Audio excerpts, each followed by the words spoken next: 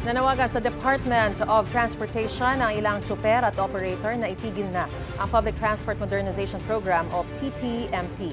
Para sa grupong Piston, mas gusto nilang ibalik na ang 5 taong individual na prangkisa imbes na sumali sa mga kooperatiba. Git ng DOTR, hindi pa rin ititigil ang PTMP kahit may mga pagkukulang anala sa programa. Pwede pa naman daw bumiyahe ang mga unconsolidated sa mga rutang wala pang nag-consolidate o kaya sa mga bagong ruta. Ang ilang grupong nag-consolidate naman, nababaon na raw sa utang dahil hindi sapat ang kinikita nila para bayaran ang modern jeepney.